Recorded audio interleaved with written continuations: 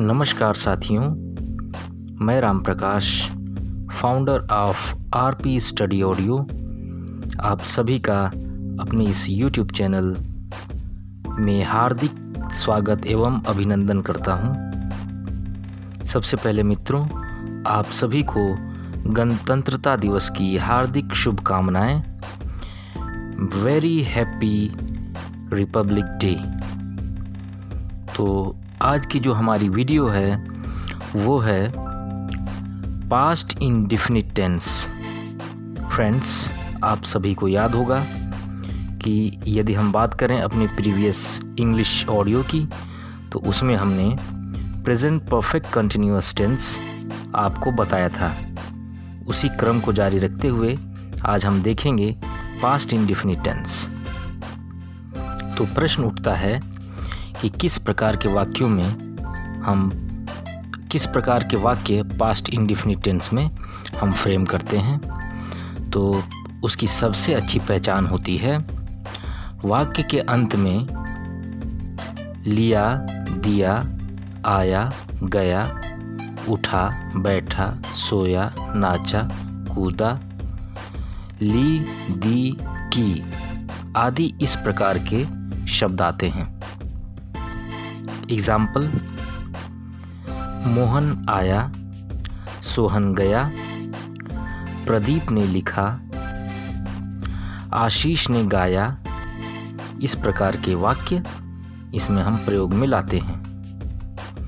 यानी हम कह सकते हैं कि ऐसे वाक्य जो बीते हुए कल में हों, इस प्रकार के वाक्य इसमें प्रयोग में लिए जाते हैं, यानी पास्ट इंडेफिनिट में बनाए जाते हैं। लेकिन यहाँ ध्यान देने वाली बात यह है कि जिन वाक्यों के अंत में है, हैं, हो, हूँ, था, थे, थी इस प्रकार के शब्द आते हैं, वो पास्ट इंडेफिनिट टेंस में नहीं प्रयोग में किए जाते हैं। उसके लिए अलग टेंस होता है। यदि बात करें पास्ट इंडेफिनिट टेंस की, तो जैसा मैंने शुरुआत में ही बताया आप सभी को, लिया, दिया, आया, गया, नाचा, बैठा, सोया, कूदा, जागा, इस प्रकार के ली, दी, लिया, दिया इस प्रकार के वाक्य अंत में आते हैं, वाक्य के अंत में आते हैं इस प्रकार के शब्द। तो जैसे मान लीजिए एक सेंटेंस है, मैं आया था। मैं आया था, तो ये पास्ट इंडेफिनिट का सेंटेंस नहीं होगा। मैं आया था, वो गई थी, हम हंस रहे थे, इस प्रकार के वाक्य इसमें नहीं आते हैं। तो उम्मीद है कि आप समझ पा रहे होंगे। एग्जाम्पल के माध्यम से आप बेहतर समझ पाएंगे। तो चलिए सबसे पहले देखते हैं अफर्मेटिव सेंटेंस, यानी सकारात्मक वाक्य। जैसा कि अपने सभी ऑडियो लेक्चर्स में मैं आपको बताते आ रहा हूँ कि सकारात्मक वाक्य वो होते हैं जिनमें हम नहीं का प्रयोग यानी नॉट का यूज़ नहीं करते हैं। बिल्कुल सीधा सकारात्मक, और साथ ही साथ उसमें किसी प्रकार का प्रश्न भी नहीं पूछा गया होता है। उसे ही हम बोलते हैं अफर्मेटिव सेंटेंस या सकारात्मक वाक्य। तो फ्रेंड्स, जल्दी से देख लेते हैं इसे बनाने का रूल। तो इसका जो रूल है वो है सब्जेक्ट प्लस वर्ब की सेकेंड फॉर्म प्लस ऑब्जेक्ट। यहाँ ध्यान देने वाली बात यह है कि अफर्मेटिव बनाते समय यानी पास्ट इंडेफिनिट टेंस के अफर्मेटिव सेंटेंस बनाते समय हम हेल्पिंग वर्ब का यूज़ नहीं करते हैं। यानी हमारा रूल है सब्जेक्ट प्लस वर्ब की second form plus object. Verb की 3 फॉर्म होती है, इसके बारे में मैंने आपको डिटेल में बता रखा है। सो इसमें हम यूज़ करेंगे वर्ब की सेकेंड फॉर्म। चलिए लेते हैं पहला एग्जाम्पल और बनाते हैं सेंटेंस। राम स्कूल गया। अब देखिए, गया वाक्य के अंत में गया आया, और हम समझ चुके हैं कि ये किसका है, पास्ट इंडेफिनिट का सेंटेंस है। राम स्कूल गया। Ram went to school. Went क्यों? वेंट क्या है? वेंट है वर्ब की सेकेंड फॉर्म, जाने के लिए गो, गो की सेकेंड फॉर्म वेंट। राम क्या है? सब्जेक्ट, यानी सब्जेक्ट हो गया राम। फिर वर्ब की सेकेंड फॉर्म गो की सेकेंड फॉर्म वेंट, और टू स्कूल ऑब्जेक्ट हो गया। Ram went to school, Ram school गया। लेते हैं अगला एग्जाम्पल। उसने एक पत्र लिखा। अब देखिए, उसने, सबसे पहले रूल क्या है हमारा? रूल है सबसे पहले चाहिए सब्जेक्ट, सब्जेक्ट हो गया उसने। उसने के लिए यदि हम पुरुष के कंसेप्ट में बात करेंगे तो वहाँ हम ही का यूज़ करेंगे। यदि हम किसी महिला के संबंध में बात कर रहे हैं तो वहाँ पे हम शी का यूज़ करेंगे। सपोज़ मैं पुरुष के संबंध में बात कर रहा हूँ तो मैं यहाँ लिखूँगा ही, सब्जेक्ट हो गया ही। फिर चाहिए वर्ब की सेकेंड फॉर्म। क्रिया कौन सी हो रही है? लिखने की हो रही है। लिखने को हम कहते हैं राइट। राइट की second form wrote, he wrote. फिर क्या लिखेंगे? पत्र, एक पत्र लिखा तो a letter, he wrote a letter. लेते हैं अगला एग्जाम्पल। मैंने उसे एक पेंसिल दी। अब देखिए वाक्य में आया दी अंत में। मैंने उसे एक पेंसिल दी। रूल हमारा क्या बोल रहा है? रूल के अनुसार बनाते हैं इसे। सबसे पहले चाहिए सब्जेक्ट, सब्जेक्ट हो गया। रूल के अनुसार रूल कह रहा है सबसे पहले चाहिए हमें सब्जेक्ट, सब्जेक्ट हो गया आई। आई क्यों? क्योंकि मैंने उसे एक पेंसिल दी। जो क्रिया हो रही है वो कौन कर रहा है? मैं कर रहा हूँ, मैंने। तो मैंने के लिए आई। फिर वर्ब की सेकेंड फॉर्म चाहिए, तो देने को क्या बोलते हैं? गिव। गिव की सेकेंड फॉर्म गेव। फिर किसे दी? तो उसे दी, हिम। यदि आप पुरुष के संबंध में बात कर रहे हैं तो हिम लगाएंगे। यदि आप किसी स्त्री के संबंध में या महिला के संबंध में बात कर रहे हैं तो वहाँ पे आप हर लगाएंगे। मैं यहाँ पुरुष के संबंध में बात कर रहा हूँ इसलिए मैंने लगाया him. I gave him a pencil. Give की सेकेंड फॉर्म गेव का यूज़ किया। I gave him a pencil. अगला एग्जाम्पल, मैंने खाना खाया। सब्जेक्ट मैं के लिए आई। फिर वर्ब की सेकेंड फॉर्म चाहिए। खाना खाया, खाने की क्रिया हो रही है। ईट की सेकेंड फॉर्म एट। आई एट, खाने को फूड बोलते हैं। आई एट द फूड। लेते हैं जल्दी से एक और एग्जाम्पल अफर्मेटिव सेंटेंस का। प्रदीप बाजार गया। सब्जेक्ट प्रदीप हो गया। जाने की क्रिया कौन सी हो रही है? मतलब क्रिया कौन सी हो रही है? जाने की हो रही है। कहाँ जाने की? बाजार जाने की क्रिया हो रही है। जाने के लिए गो की second form went. Pradeep went, कहाँ गया? बाजार गया। To market, Pradeep went to market. तो उम्मीद है कि अफर्मेटिव आपकी समझ में आया होगा। तो चलिए सबसे पहले देख लेते हैं रूल। नकारात्मक वाक्य बनाने का जो रूल है वो है सबसे पहले चाहिए subject plus helping verb did plus not plus verb की फर्स्ट फॉर्म प्लस ऑब्जेक्ट। यहाँ पे ध्यान देने वाली बात यह है कि जब हम पास्ट इंडेफिनिट टेंस का अफर्मेटिव बना रहे थे तो वहाँ पे हमें किसी भी हेल्पिंग वर्ब की ज़रूरत नहीं थी। लेकिन जब हम पास्ट इंडेफिनिट टेंस का नकारात्मक यानी नेगेटिव सेंटेंस बनाएंगे तो हमें ज़रूरत पड़ेगी हेल्पिंग वर्ब डिड की। रूल एक बार फिर से, सबसे पहले सब्जेक्ट फिर हेल्पिंग वर्ब डिड प्लस नकारात्मक बना रहे हैं तो नॉट प्लस वर्ब की फर्स्ट फॉर्म प्लस ऑब्जेक्ट। तो चलिए रूल के अनुसार हम इसे बनाना सीखते हैं। लेते हैं एक वाक्य, राम स्कूल नहीं गया।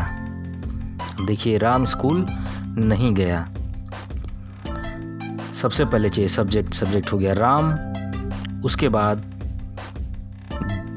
हेल्पिंग वर्ब डिड का यूज़ करते हैं हम। तो हमने लिया डिड यानी सब्जेक्ट प्लस डिड, तो राम डिड। फिर नकारात्मक वाक्य है तो नहीं का प्रयोग यानी नॉट, राम डिड नॉट। फिर वर्ब की फर्स्ट फॉर्म चाहिए हमें, हमने लिया गो, जाने के लिए go. Ram did not go to school. To क्या है? एक प्रीपोजिशन है। और प्रीपोजिशन के ऑडियो में मैंने आपको बहुत अच्छे से ये इन चीज़ों को बताया हुआ है। तो जो हमारा सेंटेंस बना वो Ram did not go to school, Ram school नहीं गया। अगला वाक्य, उसने पत्र नहीं लिखा। अब देखिए, उसने पत्र नहीं लिखा, यानी सबसे पहले चाहिए सब्जेक्ट, सब्जेक्ट हो गया ही, फिर हेल्पिंग वर्ब डिड, फिर नकारात्मक वाक्य है तो नॉट, ही डिड नॉट, फिर लिखने के लिए हम राइट का यूज़ करते हैं और वर्ब की फर्स्ट फॉर्म ही हमें यहाँ पे यूज़ करनी है, तो हमने लिया write, he did not write a letter. उसने एक पत्र नहीं लिखा, he did not write a letter. लेते हैं अगला एग्जाम्पल, मैंने उसे पेंसिल नहीं दी। तो सबसे पहले चाहिए सब्जेक्ट, सब्जेक्ट हो गया आई, क्योंकि मैं क्या है, सब्जेक्ट है आई, फिर helping verb did plus not, I did not, फिर देने के लिए गिव का प्रयोग करेंगे और यहाँ पर हम गिव का फर्स्ट फॉर्म गिव ही लगाएंगे, क्योंकि इसका जो रूल है वो है helping verb did plus not plus verb की फर्स्ट फॉर्म, तो हमने लगाया give. I did not give, उसे के लिए हमने हिम का यूज़ किया, I did not give him pencil या the pencil, I did not give him the pencil. तो फ्रेंड्स, उम्मीद है कि आप समझ पा रहे होंगे।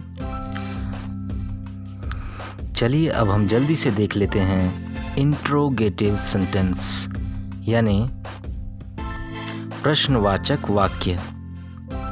जैसा कि अपने सभी इंग्लिश की ऑडियो में मैंने आपको बताया है कि interrogative sentence have two types, यानी ये दो प्रकार के होते हैं। एक वो जिनका आंसर आप यस और नो में दे सकते हैं, उसके लिए हमें किसी भी WH फैमिली मेम्बर का यूज़ नहीं करना होता है, और एक वो प्रश्न होते हैं जिनके लिए हम WH फैमिली का यूज़ करते हैं। तो सबसे पहले हम सीखते हैं ऐसे प्रश्न जिनका आंसर हम यस नो में दे सकते हैं और उसके लिए हम WH फैमिली का यूज़ नहीं करते हैं। तो जैसा मैंने बताया कि जो पहला प्रकार है वो इस प्रकार के प्रश्न होते हैं जिनका आंसर आप यस और नो में दे सकते हैं, उनके लिए हमें WH फैमिली का यूज़ नहीं करना होता है। जैसे क्या तुमने कहा, क्या तुमने गाया। यदि आपने कहा होगा तो आप बोलेंगे यस, अगर आपने नहीं कहा होगा तो आप बोलेंगे नो। क्या तुमने गाया, यदि आपने गाया होगा तो आप बोलेंगे यस, यदि आपने नहीं गाया होगा तो आप बोलेंगे नो। लेकिन यदि मैं पूछूं आपसे तुमने क्या कहा, तो यहाँ पे आप यस या नो में आंसर नहीं कर सकते, वहाँ आपको बताना पड़ेगा कि आपने क्या कहा। उसी प्रकार से क्या तुमने गाया को अगर मैं थोड़ा सा परिवर्तित करके और आपसे पूछूं तुमने क्या गाया, यहाँ भी आप यस और नो में आंसर नहीं कर सकते, आपको बताना पड़ेगा कि आपने क्या गाया। तो ऐसे प्रश्नों की फ्रेमिंग करने के लिए हमें WH फैमिली का यूज़ नहीं करना होता है, जिनका आंसर हम यस नो में दे सकते हैं। ऐसे प्रश्नों के लिए हमें WH फैमिली का यूज़ नहीं करना होता है। उसके लिए हम सबसे पहले आगे रखते हैं डिड, उसके बाद सब्जेक्ट, उसके बाद वर्ब की फर्स्ट फॉर्म प्लस ऑब्जेक्ट, यदि वाक्य में ऑब्जेक्ट है तो ऑब्जेक्ट। चलिए लेते हैं पहला एग्जाम्पल विदाउट WH फैमिली वाले इंट्रोगेटिव का। क्या तुमने खाया। अब देखिए, क्या तुमने खाया, इसका आंसर आप यस नो में दे सकते हैं। तो इसके लिए हम सबसे पहले डिड का यूज़ करेंगे। हम लिखेंगे डिड, उसके बाद सब्जेक्ट तुमने के लिए यू, फिर वर्ब की फर्स्ट फॉर्म का यूज़ करेंगे। खाने के लिए ईट, डिड यू ईट, क्या तुमने खाया, डिड यू ईट। अगला एग्जाम्पल, क्या उसने खेला। अब इसमें देखिए क्या उसने खेला, यदि उसने खेला होगा तो आप बोलेंगे यस, नहीं खेला होगा तो आप बोलेंगे नो। यानी इसकी भी शुरुआत हम डिड से करेंगे। हमने लिया सबसे पहले helping verb did plus subject, उसने के लिए हमने ही का प्रयोग किया, क्योंकि मैं ये मान के चल रहा हूँ कि मैं एक पुरुष के संबंध में बात कर रहा हूँ। डिड ही, फिर वर्ब की फर्स्ट फॉर्म, खेलने के लिए प्ले का यूज़ करते हैं हम, डिड ही प्ले। अगला एग्जाम्पल, क्या तुमने उसे देखा। सबसे पहले चाहिए हमें डिड, क्यों? क्योंकि इस प्रश्न का उत्तर भी हम यस नो में दे सकते हैं, तो हमने लिया डिड। उसके बाद चाहिए हमें सब्जेक्ट, तुमने के लिए यू का यूज़, क्या तुमने, फिर उसे देखा। सब्जेक्ट के बाद हमें चाहिए वर्ब की फर्स्ट फॉर्म, देखने के लिए हम सी का यूज़ करेंगे यहाँ पर। डिड यू सी, और किसे देखा, उससे की बात हो रही तो हिम। यदि आप पुरुष के संबंध में बात कर रहे हैं तो हिम, यदि महिला के संबंध में बात कर रहे हैं तो हर। डिड यू सी हिम या डिड यू सी हर। तो फ्रेंड्स, उम्मीद है कि ऐसे प्रश्न जिनका उत्तर आप यस नो में दे सकते हैं, उसकी फ्रेमिंग आप लोग सीख चुके होंगे। चलिए अब हम देखते हैं विथ WH फैमिली मेंबर्स किस प्रकार से हम बनाएंगे इंट्रोगेटिव सेंटेंस। करना कुछ नहीं होता है मित्रों, डिड के आगे हमें WH फैमिली लगा देनी होती है। ये ऐसे वाक्य होते हैं जिनका आंसर हम यस नो में नहीं दे सकते। तो जो इसके लिए रूल होता है वो है सबसे पहले WH फैमिली मेंबर, जिनमें आप what, when, where, which, why इस प्रकार के शब्द आते हैं। सबसे पहले WH फैमिली, उसके बाद हेल्पिंग वर्ब डिड, उसके बाद सब्जेक्ट, उसके बाद वर्ब की फर्स्ट फॉर्म प्लस ऑब्जेक्ट। यह है हमारा रूल। लेते हैं पहला वाक्य, प्रदीप कहाँ गया। अब देखिए, इसका आंसर हम यस नो में नहीं दे सकते, तो सबसे पहले रूल के अनुसार हम इसे बनाने का प्रयास करते हैं। सबसे पहले हम लेंगे WH फैमिली मेंबर, तो इसके लिए कहाँ के लिए हम वेयर का यूज़ करते हैं, हमने लिया वेयर। फिर हेल्पिंग वर्ब चाहिए हमें, हेल्पिंग वर्ब है डिड, वेयर डिड, फिर सब्जेक्ट प्रदीप, फिर वर्ब की फर्स्ट फॉर्म यानी जाने के लिए गो का यूज़। तो हमारा वाक्य बना, वेयर डिड प्रदीप गो, प्रदीप कहाँ गया। लेते हैं अगला एग्जाम्पल, तुमने पत्र कैसे लिखा। चलिए रूल के अनुसार इसे फ्रेम करते हैं। तो सबसे पहले चाहिए हेल्पिंग वर्ब, कैसे के लिए हम हाउ का यूज़ करेंगे, इसलिए हमने लिया हाउ, फिर helping verb did, how did, फिर subject you, how did you, फिर वर्ब की फर्स्ट फॉर्म लिखने के लिए राइट, हमने लिया write, how did you write, फिर पत्र के लिए हमने लिया letter, how did you write letter. लेते हैं अगला एग्जाम्पल, आपने उसके साथ क्या गलत किया। अब देखिए, सबसे पहले चाहिए क्या के लिए व्हाट का यूज़ करेंगे, तो हमने लिया व्हाट, फिर हमें चाहिए हेल्पिंग वर्ब, हमने लिया डिड, व्हाट डिड, फिर चाहिए सब्जेक्ट यू, क्योंकि आपने के लिए लिया हमने यू, व्हाट डिड यू, फिर किया के लिए डू का प्रयोग, व्हाट डिड यू डू, उसके बाद रॉन्ग विथ हिम, उसके साथ यानी wrong with him, what did you do wrong with him. ये हमारा सेंटेंस बना। यहाँ पे इस वाक्य में जो क्रिया हो रही है वो करने की बात हो रही है, इसीलिए हमने यहाँ पे डू का यूज़ किया, क्योंकि डू माने करना होता है। What did you do wrong with him? लेते हैं अगला एग्जाम्पल, तुमने मुझे कब फ़ोन किया। कब के लिए, चलिए अब इसे हम फ्रेम करते हैं रूल के अकॉर्डिंग।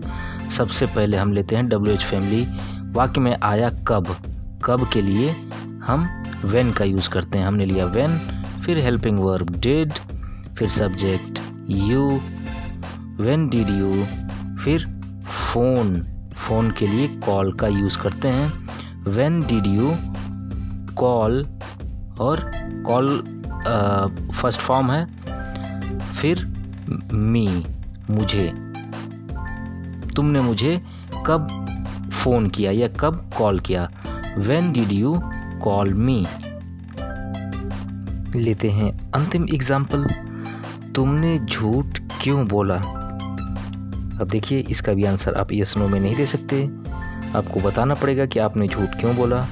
क्यों के लिए हम लगाते हैं वाई, और हम वाक्य की शुरुआत करेंगे रूल के अनुसार।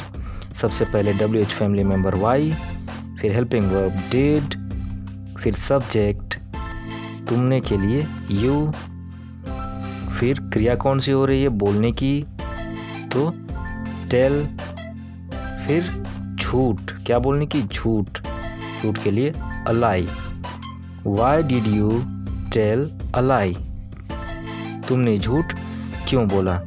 तो फ्रेंड्स, उम्मीद है कि आपकी जो अवधारणाएं हैं टेंसेस को लेकर वो कुछ क्लियर हो रही होंगी।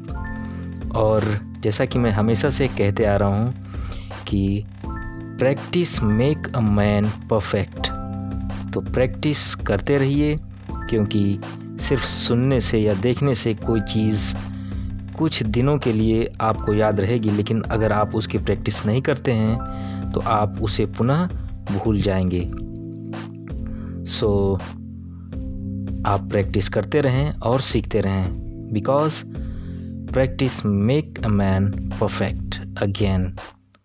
So thank you very much, have a nice day.